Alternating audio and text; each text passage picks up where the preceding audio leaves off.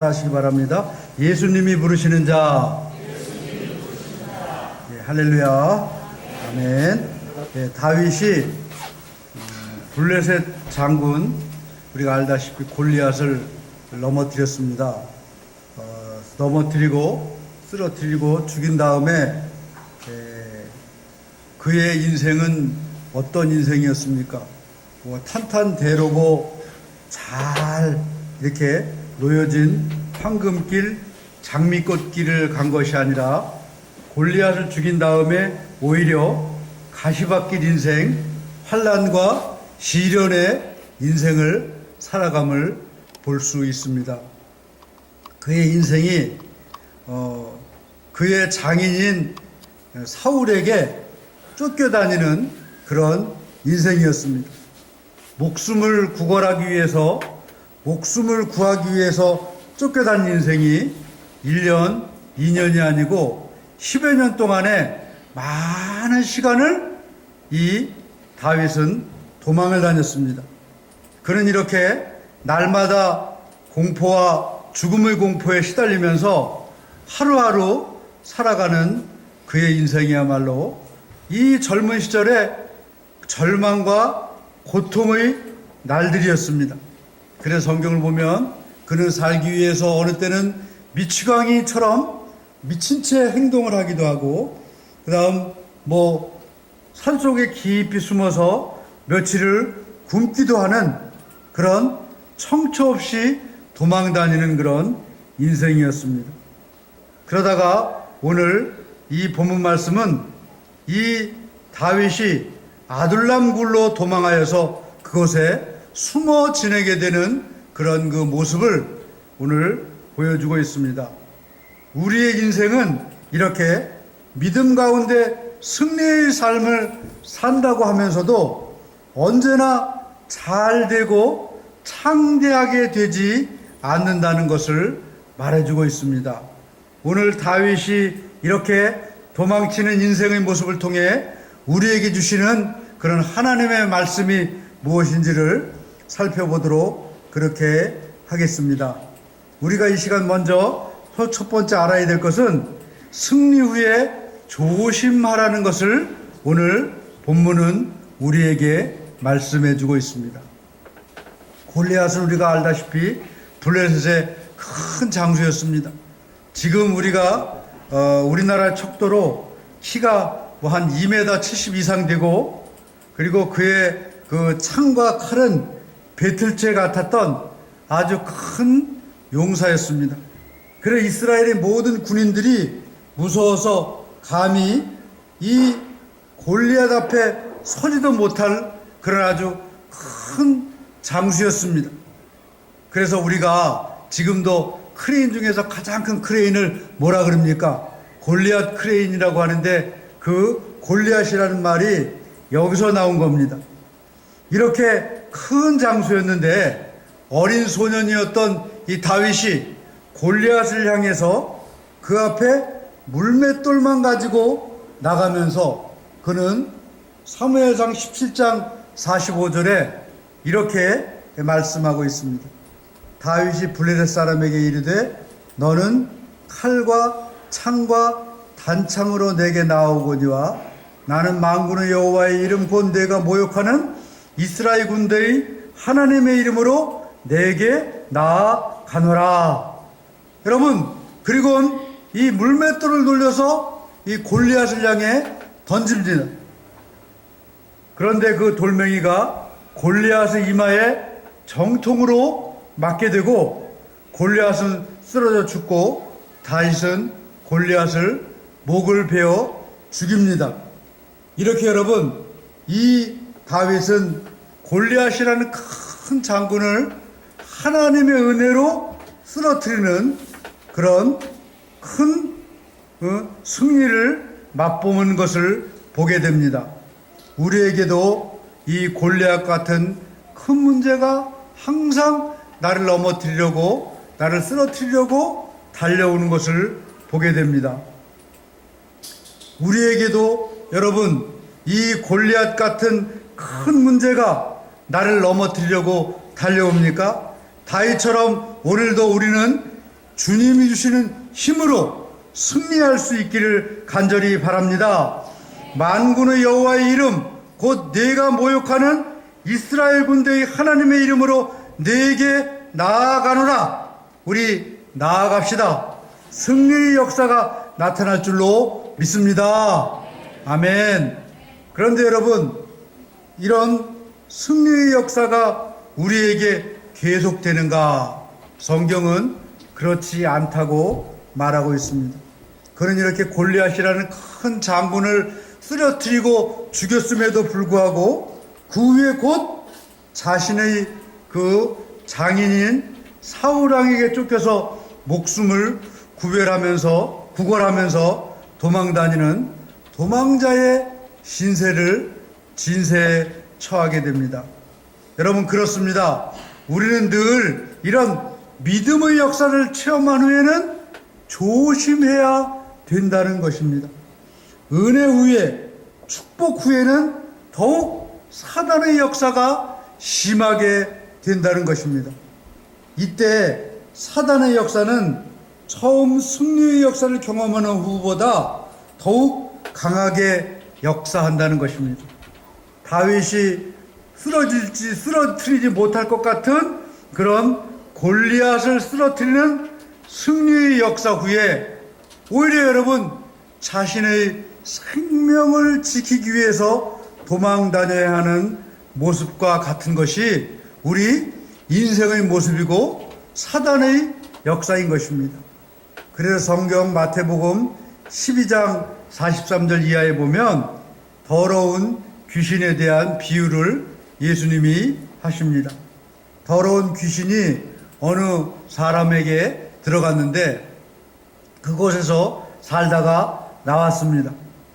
나왔는데 갈 곳을 찾지 못하고 물이 없는 것을 찾다가 찾지 못해서 다시 그 사람의 집으로 들어가려고 하니까 그 집이 잘 소재되고 청소되어 깨끗하게 되었습니다. 여러분, 그랬을 때 이 귀신은 거기 들어갈 수가 없음을 알고 자기보다 더 악한 귀신 7을 데리고 그 사람의 집에 들어가니까 나중 형편이 처음 형편보다 더하더라. 이렇게 성경은, 예수님은 말씀하고 계십니다. 이 말의 의미는 뭐겠습니까?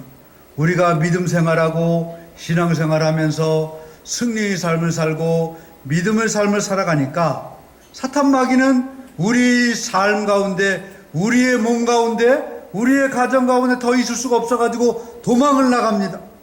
그래서 우리는 믿음 생활에 승리의 역사를 이룹니다. 그런데 여러분, 문제는 뭐냐? 이 귀신이 가다 보니까 갈 데가 없으니까 다시 이 사람에게로 들어오는데 들어올 능력이 없어요. 힘이 없어요. 그러니까 어떤 일을 하느냐? 자기보다 더 악한 귀신 7을 데리고 그 사람에게로 들어가서 처음 믿음 생활할 때, 처음 믿음 생활하여 승리의 생활할 때보다 그 나중 형편이 처음 형편보다 더 나쁘게 되었다. 이렇게 여러분 말하고 있습니다.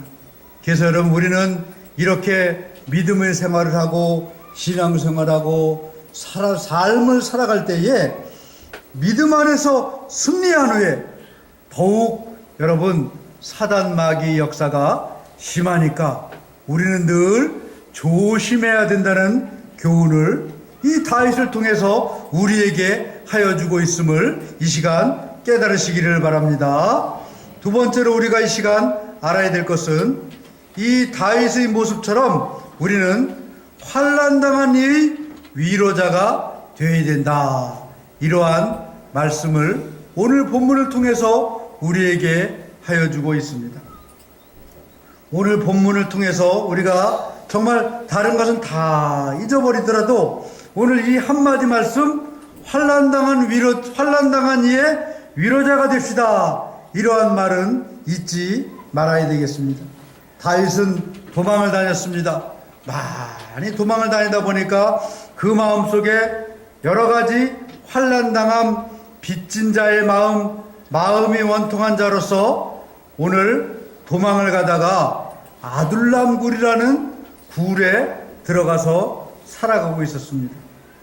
그런 가운데 이제 다윗이 아둘람 굴에 있다, 이러한 소문을 듣고 사람들이 모여들기 시작합니다. 1명, 2명 이렇게 모여들더니 몇 명이나 모였느냐? 오늘 말씀은 400여 명이나 모였다, 이렇게 말하고 있습니다. 그런데 여기서 모여든 400여 명의 사람들은 대부분이 환난당한 자, 빚진 자, 그 다음에 마음이 원통한 자, 이러한 자들이 다윗의 주위에 모여 들었다는 것입니다.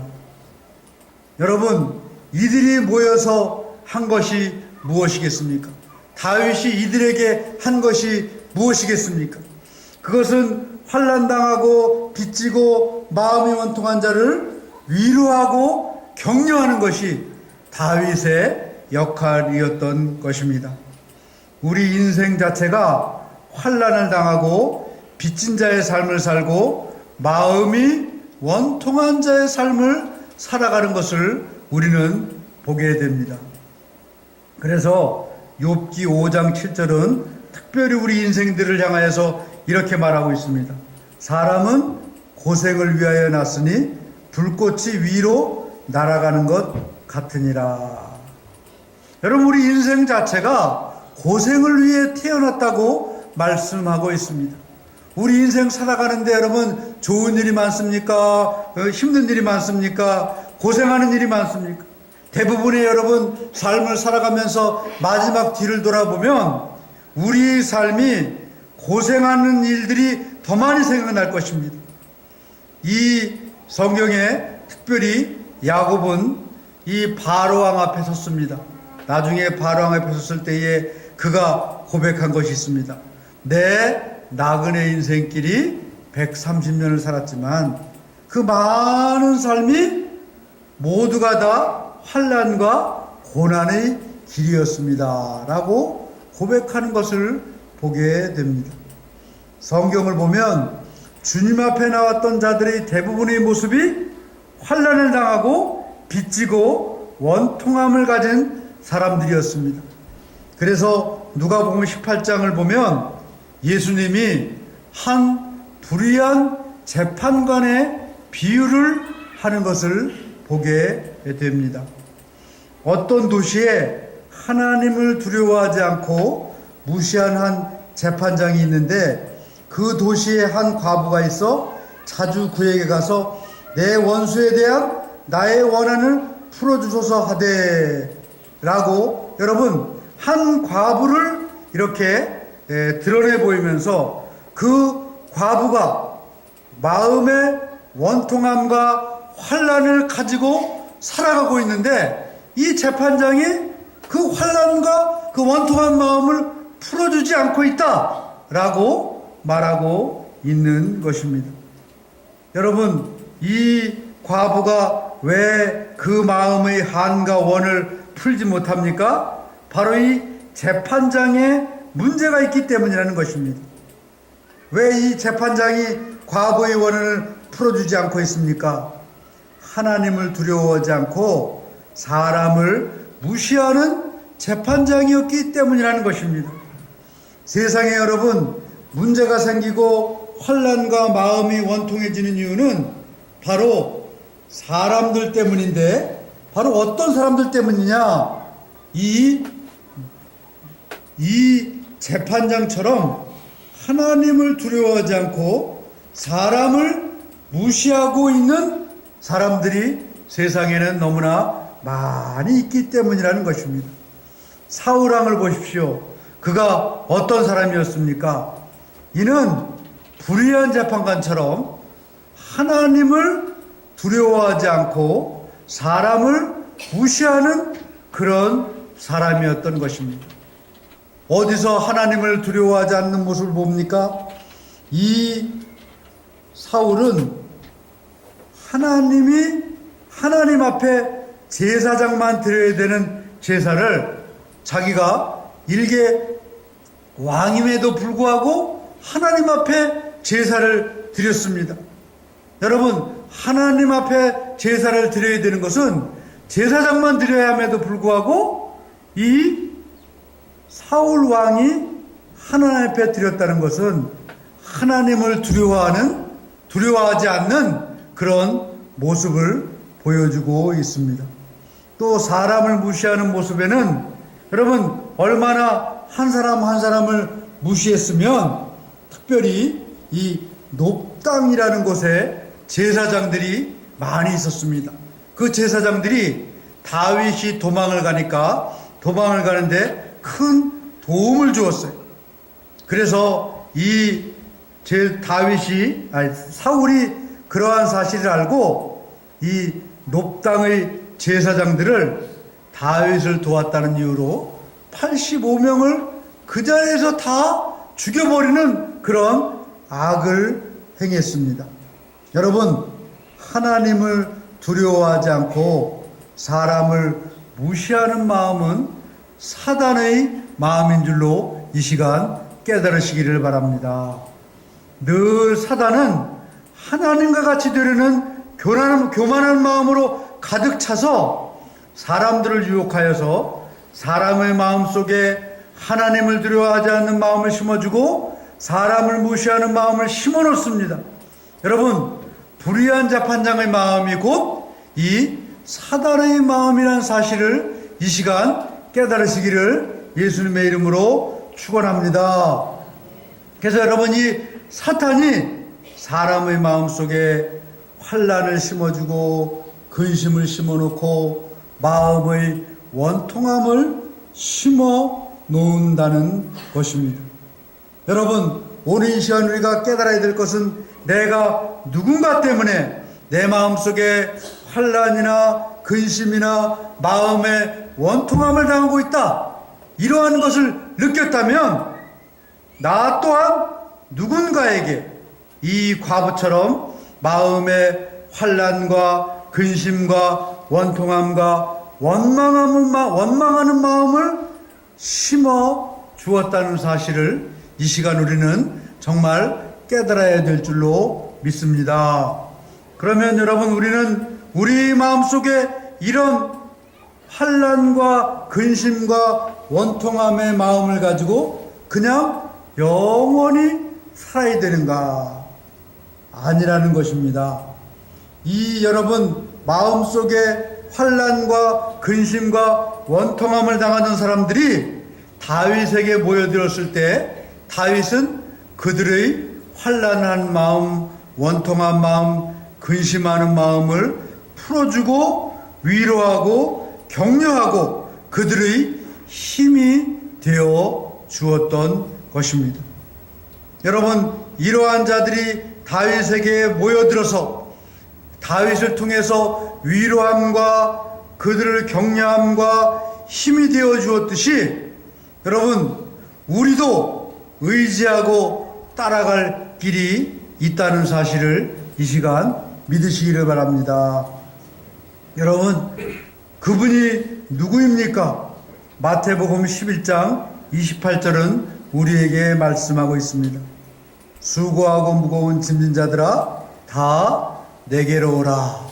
내가 너희를 쉬게 하리라. 바로 예수님인 줄로 믿습니다. 예수 그리스도께서 수고하고 무거운 짐과 멍에를 짐진 자들을 이 시간 부르신다는 사실을 깨달으시기를 간절히 바랍니다. 예수 그리스도가 도대체 누구시길래 우리의 모든 수고하고 모든 무거운 짐을 해결해 줄 수가 있겠습니까? 여러분, 히브리서 4장 15절은 이렇게 말씀하고 있습니다.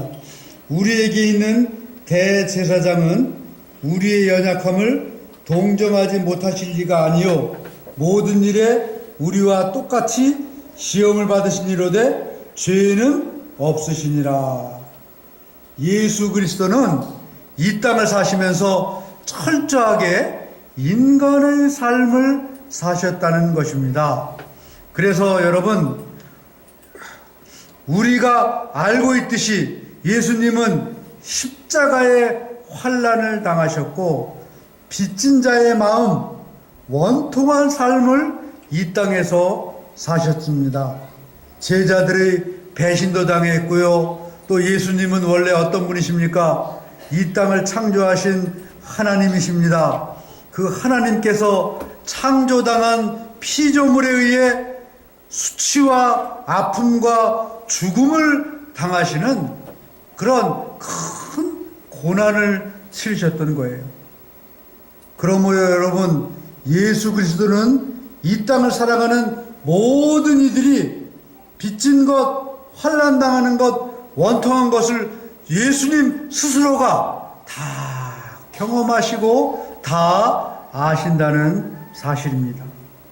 그래서 히브리서 4장 16절은 우리에게 이렇게 말씀하고 있습니다.